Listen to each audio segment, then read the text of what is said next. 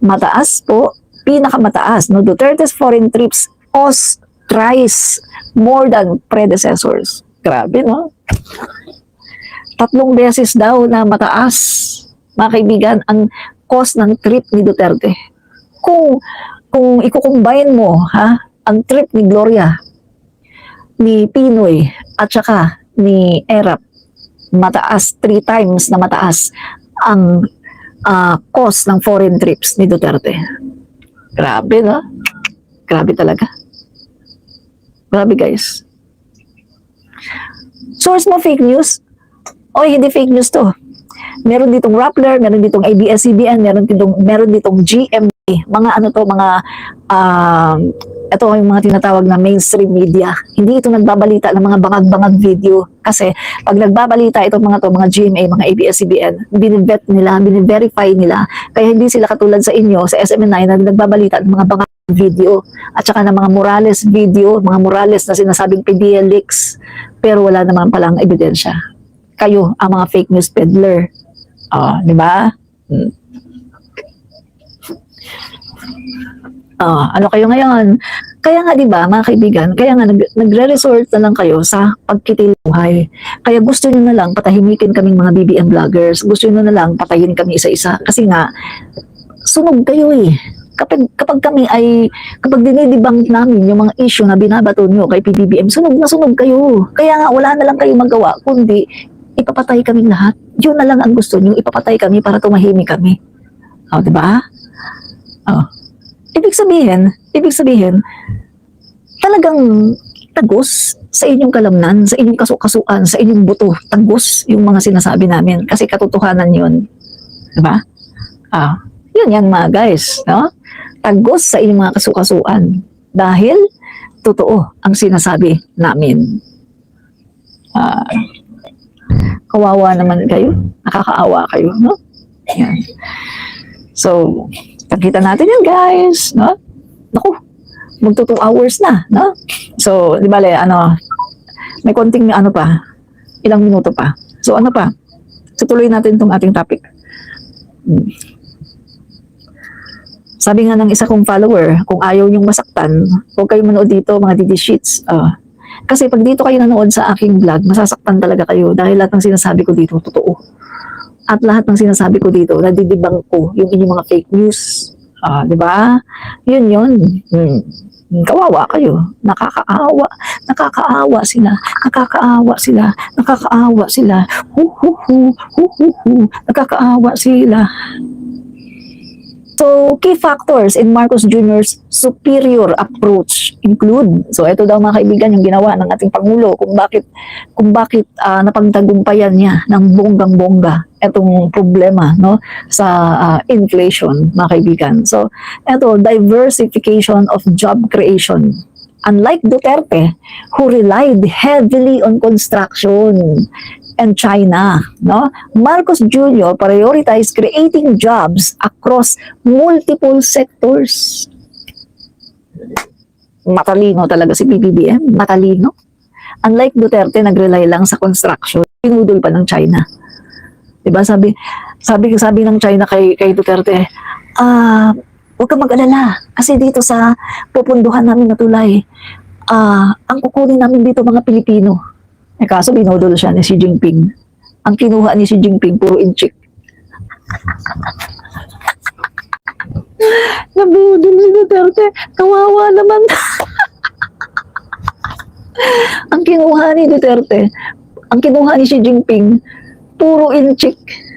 Walang Pilipino. Kung may Pilipino man, mabibilang mo lang siguro sa kamay mo, pero wala talaga, puro talaga mga inchik ang kinuha. So, lumaganap ang inchik dito, lumaganap ang Chinese dito, mga kaibigan, no? At yung iba, nung wala na sila sa construction, ayun, nag-enter na sila sa Pogo. Kasi ginawa ni Duterte, nilegalize yung Pogo. Ay, grabe talaga mga kaibigan, no? Talagang sobra talaga, no? So, unlike po kay PBBM, si PBBM kasi may utak, magaling mag-strategize. So si PBBM, hindi lang siya nagre-rely sa construction. Ang ginawa ni PBBM, job creation sa iba-ibang sektor. Walang ganyan si Duterte. Wala yan. Walang ganyan si Duterte.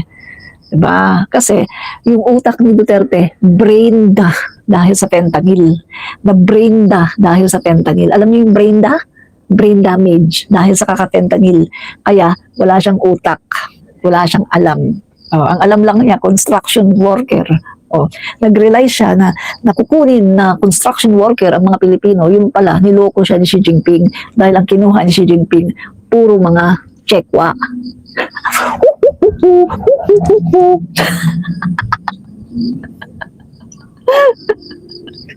Nakakatawa, di ba? Ano pa mga kaibigan? Ito pa. So, si PBBM, nag-rely siya sa mga iba-ibang mga sektor, no? Iba-ibang sektor, job creation talaga, no? Iba-ibang sektor ng lipunan. Gumawa si PBBM, talagang nag-create ng job, iba-ibang sektor. Hindi yung, ito construction lang. Hindi po, lahat po. Kasi si PBBM kasi, ang kanyang gobyerno ay, ang approach po ni PBBM ay holistic. Holistic po, mga kaibigan. Whole of nation approach. Hindi po yung, focus dito. Pagkatapos ng binudol ni Xi Jinping, wala na. Ang mga Pilipino, walang trabaho. Panahon pa lang pandemic, nilockdown ni Duterte, nangalugi lahat ng mga guys, nangalugi. Yung ating mga, guys, ang daming hindi nakaahon.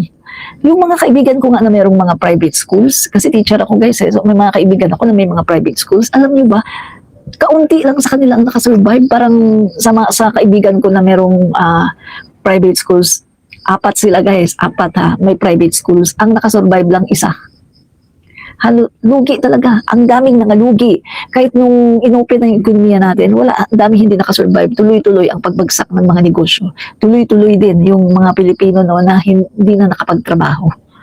Dahil sa pagiging inutil ni Duterte. Inutil siya. Legit na inutil si Duterte. Walang utak. Mga kaibigan, kung ako ang magiging pangulo ng Pilipinas, hindi ko yan ilalakdown ng ganyan. Walang utak ang gago. Ay mabuti pa nga si Governor Gwen Garcia. Mabuti pa nga. Tama yung sinasabi ni Governor Gwen Garcia ng Cebu. Kita niyo mga kaibigan nun, umaalma siya kay Duterte. Umaalma siya doon sa mga pulisiya ni Duterte. Di ba ang Cebu umaalma? Kasi tama yung sinasabi ni Governor Gwen Garcia. Bakit mo i-lockdown lahat yan? Malulugi ang mga kahit yung mga malalaki na mga negosyo, maliliit na mga negosyo, malulugi lahat. Mamamatay ang ating ekonomiya. Mali po ang ginawa ni Duterte. Maling-mali ang kanyang ginawa. Guys, yung lugar nga namin na hindi naman masyadong COVID, ay nilockdown din ang gago. So wala kaming trabaho. Wala kaming trabaho. Nga kami guys, kasi wala din kaming ayuda. Sino ang nagbigay sa amin ng ayuda? May mga nag-community pantries, o meron kami mga kapatid na frontliner, o nakakalabas-labas sila, frontliner. Yun, nakakapamigay ng ayuda. Nakakatulong. Pero kung walang mga community pantries, mga private citizen, patay tayong lahat ng mga Pilipino. Kung aasahan lang natin si Duterte, patay tayo lahat. Dahil si Duterte, isang inutil na Pangulo. Inutil. Diba? Inutil siya. Walang ayuda, mga kaibigan. As in, walang ayuda. Hindi lang ako ang hindi nakatanggap ng ayuda. Marami sa lugar namin walang ayuda. Kasi nga, inutil si Duterte. Ni-lockdown, hindi naman niya kayang pakainin. Kung titingnan natin, ang laki ng pera, mga kaibigan. Kita mo nga, iniwan niya, 13 trillion utang. Saan niya nilagay yun? Saan niya nilagay? Ninakaw? Alam niyo na kung saan nilagay. Malamang sa bulsa niya. Tingnan mo yung anak niya ngayon. Pa-travel-travel lang abroad. Diba? Ang yayaman ng mga gago. Pagkatapos magnakaw ang mamayang Pilipino dildil ng asin. Di ba sabi ni Lucring, nagdidildil daw ng asin yung mga Pilipino. Totoo, nagdidildil talaga ng asin ng mga Pilipino kasi ninakaw niyo ang mga pera ng bayan, ninakaw niyo. Kaya nagdidildil ng asin ang mga Pilipino.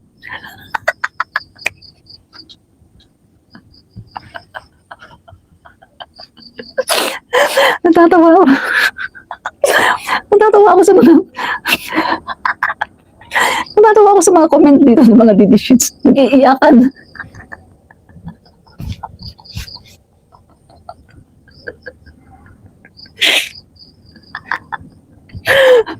Guys, natatawa ako sa mga didishit dito. Kikita ako guys, nag-iiyakan sila.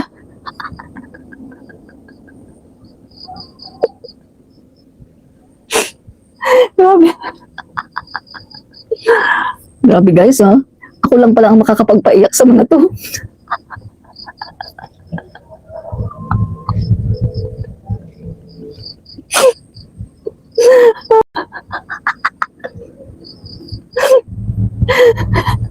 Nag-iiyakan sila guys. Ay, nago. Sakit na ng tiyan ko. Sakit na ng tiyan ko guys. Natatawa kasi ako yung mga comment, yung mga comment ng mga DD chick, dumadaan sa ano eh. So nakikita ako eh. Natatawa talaga ako. Nag-iiyak, literal, nag-iiyakan sila.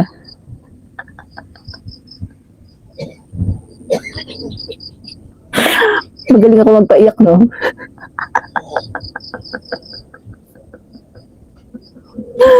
Ay, naku.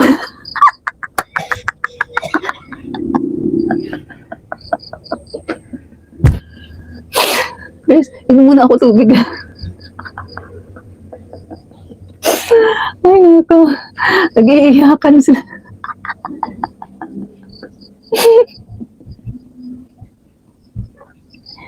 Nakakatawa kasi yung mga comment nila. Nakikita ko kasi yung mga comment nila guys. Natatawa ako. Talagang nag-iiyakan na yung mga DD sheets.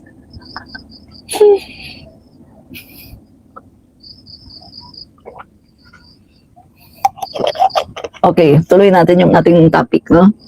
Tuloy natin yung topic natin. So, ano pang sabi dito? Yan na, no? So, sabing ganun mga kaibigan, no? So, si PBBM daw, mga kaibigan, sa panahon ni PBBM, sa panahon ngayon ni PBBM, nag-focus siya no, sa job creation across multiple sectors. Hindi po siya katulad kay Duterte, who relied heavily on construction. Gagong matanda, walang alam.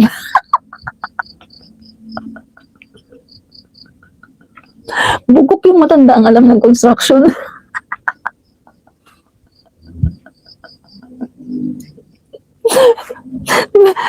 Wala siyang ibang alam na job creation kundi construction.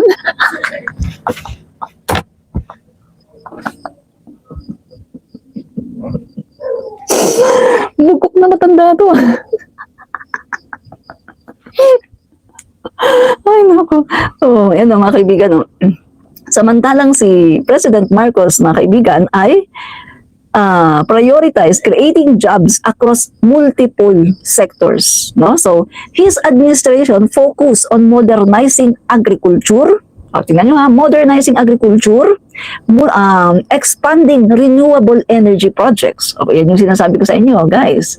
Ang bansa natin, ang Pilipinas, first in the world na nagkaroon ng pinakamalaking solar farm na merong battery. First in the world yan. Kasi ang mga solar farm po sa iba-ibang mga bansa, mga advanced countries, walang battery. Dito lang sa atin. Dito lang sa atin. First in the world, guys. No? At nangyari yan sa panahon ni PBBM. Ang galing ng Pangulo natin. The best talaga ang Pangulo natin. Ng Pangulo natin. Alam niyo mga kaibigan, our president deserve a clap. Palakpakan tayo. Ang galing ng ating Pangulo. Napakagaling. First in the world na dito lang nangyari sa atin, guys. The biggest solar farm with battery. Kasi yung mga solar farm sa iba-ibang bansa, no battery. Sa atin lang nangyari na meron. So tayo po ang nauna po tayo, no? So ang ganda no ginagawa ng Pangulo natin sa energy, no? Bukod sa agriculture, energy din. Ano pa? So nag-focus din ang Pangulo natin sa guys, promoting the digital economy. Hindi alam yan alam ni Duterte. Hindi alam ni Duterte yan kasi si Duterte engot.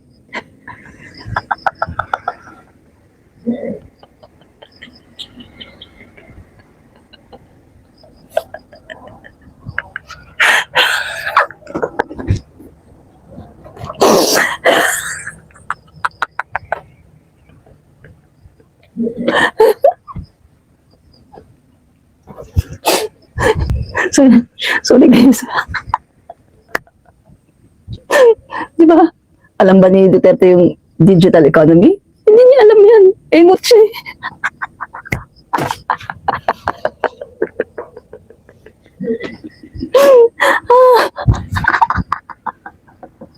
Ano pa? Tama na nga ang tawa. Baka mamaya hindi ako matapos dito. Ano pa? Ano pang ginawa ng Pangulo natin? So, bukod dyan, no? Bukod dyan, mga kaibigan, by targeting these industries, PBBM ensured that job opportunities were more sustainable and inclusive. O, diba, mga kaibigan? Benefiting both urban and rural areas. O, diba? Guys, yung ibang mga pangulo, ano lang sila eh. O, dito lang tayo sa syudad. O, pagkatapos napapabayaan yung sa mga probinsya, walang trabaho. Pero ngayon sa panahon ni PBBM, lahat guys, maprobinsya man, masyudad man, my God, ang galing ng pangulo natin. Hindi yan nagawa ni Duterte. Hindi niya nagawa. Diba? Sabi ni Dina Perez, ang gaba, di magsaba, darating din ang para sa'yo. Tinuod na Dina Perez, ang gaba, dili good magsaba. O ang gaba, muanha na sa imo. Ambot lang, basin ugma, muanha sa imo ang gaba.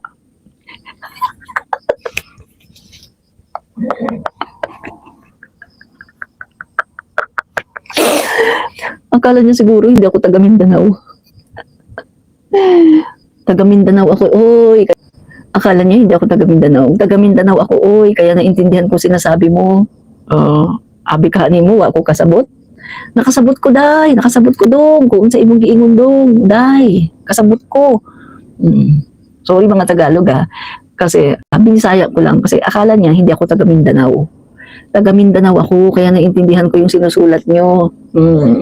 Mga didishit na mga bugok, naintindihan ko sinusulat nyo dahil taga Mindanao ako. Pareho kami ng salita ni Duterte. Ni Dutae, pareho kami salita ni Dutae.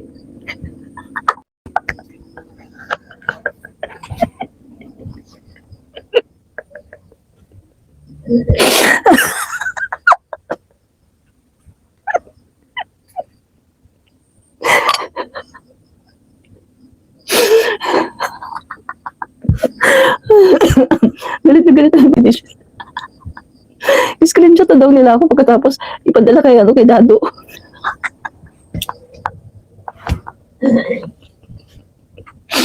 Ay naku, galit na galit yung mga didishits. Ako guys, lampas na tayo sa 2 oras, no? Naku, kailangan bilisan ko na to. Tama na ang tawa. Tama na muna tawa guys Hindi na muna tayo tatawa. Bilisan natin to, no? So, ang sabi pa dito So, ano pa yung mga job opportunities na ginawa ng Marcos admin, no? Marcos ensured that job opportunities were more sustainable and inclusive, no?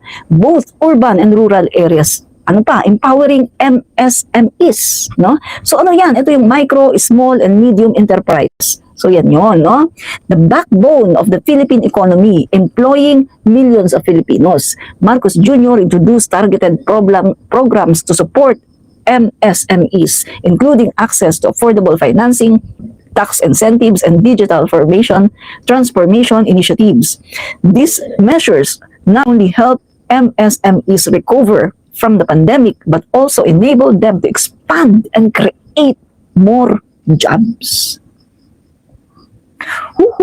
Ang galing ng Pangulo namin.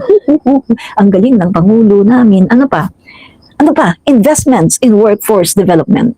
Recognizing the importance of a skilled workforce in modern economy, the Marcos administration prioritized education and job skill programs, expanded initiative under the Technical Education and Skills Development Authority, no, and TESDA. So mga kaibigan, no, sa panahon ngayon ni PBBM, kitang-kita natin na madami pong mga ginagawa ng mga training at talagang libre, maraming libre mga kaibigan, mga gusto mag-training. At ang maganda pa nito, kung gusto mong pumasok sa agriculture, mag-aaral ka ng agriculture pero wala kang lupa. Pag nakagraduate ka, bibigyan ka ng gobyerno. Programa ng gobyerno yan. Ganda, di ba? So mag-ano na kayo, kumuha na kayo agriculture. Para magkaroon kayo ng lupa. Kung may mga anak kayo, pag-enrollin nyo agriculture, para makapasok siya dun sa program na yung mga agriculture graduate na walang lupa. bibigyan ng lupa para magkaroon ng lupa. Di ba? So, ang ganda po talaga. Ang ganda talaga ng Marcos admin. Napakagaling. Di ba? Ano pa? Capricorn, PBBM. Yan.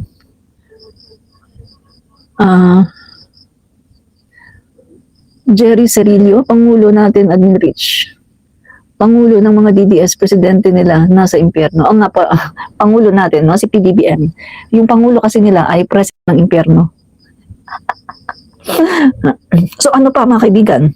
So bukod dyan mga kaibigan ay pinapalawak pa no, ni PBBM no, yung tungkol sa skills in high demand industries such as information technology o yung IT natin guys no. Guys, mga kaibigan, talaga namang isa tayo sa the best, no? The best ITs in the world, mga kaibigan, no? At eto mga kaibigan, no?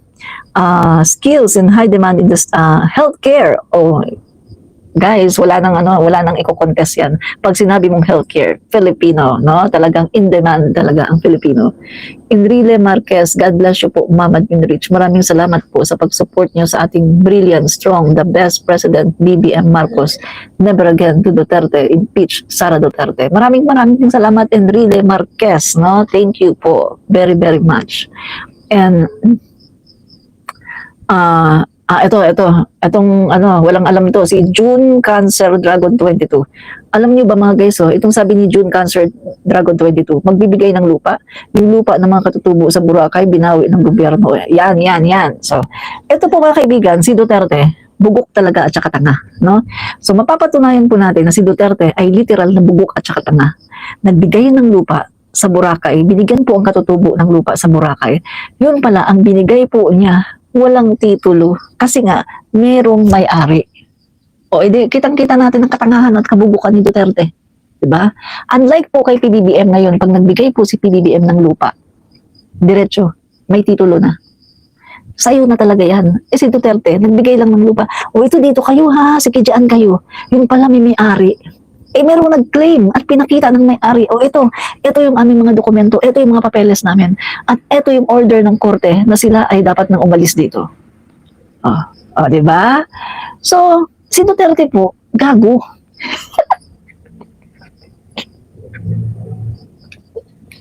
Si Duterte po, literal na tanga. Biruin mo magbibigay ng lupa. Merong may-ari. Merong may hawak ng titulo yung may-ari ng lupa. So, kinlaim ngayon ng may-ari ng lupa kasi gagamitin na eh. O, edi, anong nangyari sa ating mga katutubo doon? Napilitan silang umalis kasi merong nag-claim. Kasi ang problema kay Duterte, pinamimigay yung lupa na meron namang may-ari, edi tanga, bubok, kago.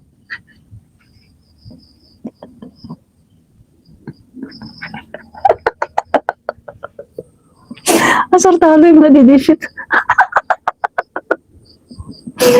Unlike po dito kay PBBM, tignan niyo si PBBM pag namigay, di ba? Namibigay siya ng lupa, may titulo.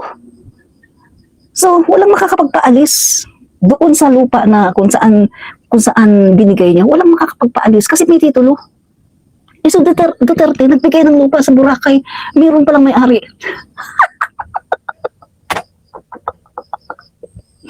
Bugok talagang gago.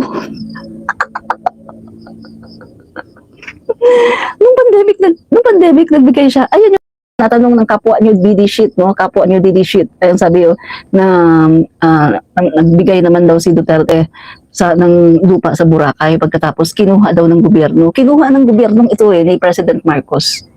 Kasi nga hindi nila lupa 'yun. Merong nagmamay-ari. So ginawa doon sa mga IP. Ano ginawa doon sa mga katutubo? Binigyan po sila ng Marcos admin ng panibagong lupa.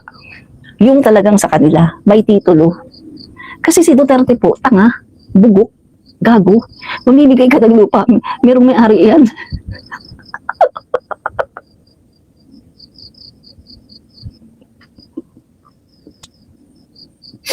Nakakatawa, di ba? O kayo, sabihin ko sa inyo, tanungin ko kayo, anong tawag nyo sa presidente na katulad ni Duterte na namimigay ng lupa ng iba? Merong titulo yung tao. May titulo yung tao, yung may-ari. Ibibigay mo yung lupa na yan sa katutubo. Hindi tanga ka.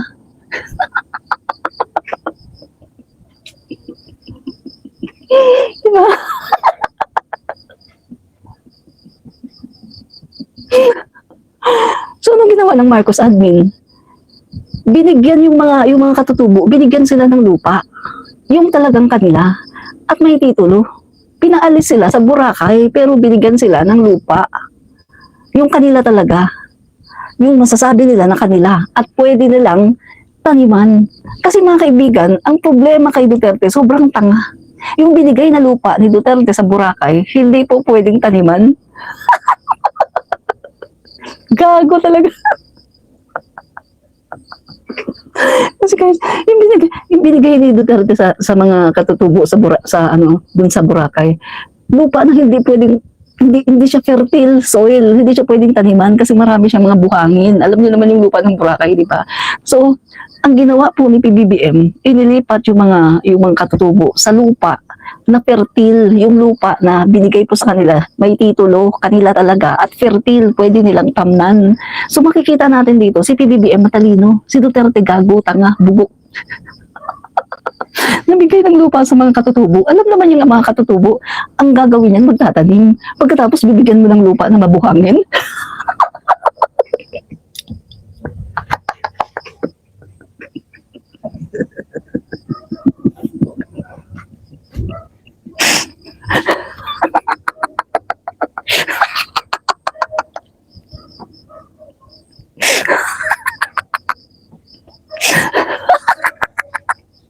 Napakatanga.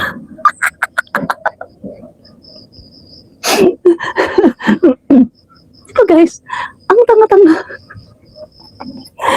Alam mo na nga na yung mga katutubo, ang trabaho nila, magtatanim, ikukultivate nila yung lupa. Paano nila ikukultivate yung lupa sa Boracay? Mabuhangin daw. Anong sabi ng DNR? Hindi daw doon pang tanim, hindi daw fertile yung lupa. Gago talaga si Duterte. Tanga talaga to si Duterte. Gago. DENR na po mismo ang nagsabi na yung lupa na kinuha nila, na binigay ng Duterte administration, ay hindi daw fertile soil, not suitable for planting. Nakakaintindi ka ba doon? DENR na mismo nagsabi.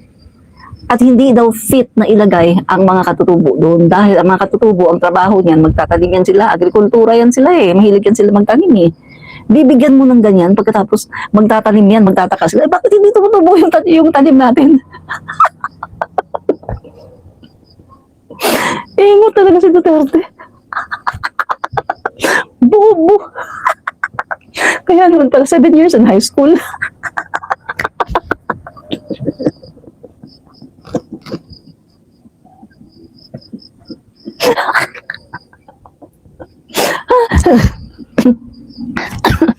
Kaya naman pala guys, si Duterte, 7 years in high school. Chapter nga ng buhay, 7 years in high school. Diba? Siya mismo nagsabi, si Duterte mismo nagsabi, 7 years daw siya sa high school.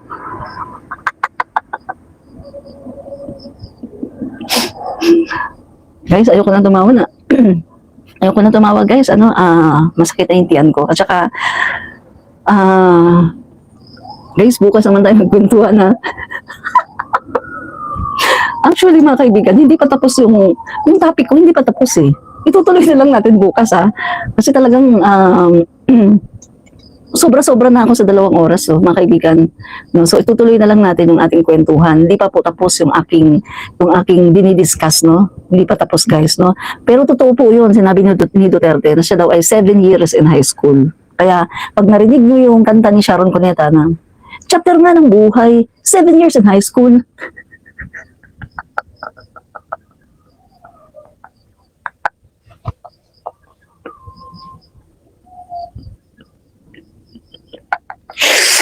Alam nyo na, pag narinig nyo yung kanta na yon, alam nyo na yun ay si Duterte. Chapter nga ng buhay, 7 years in high school. Naawa na yung mga teacher, pinapasa na lang kahit na 75.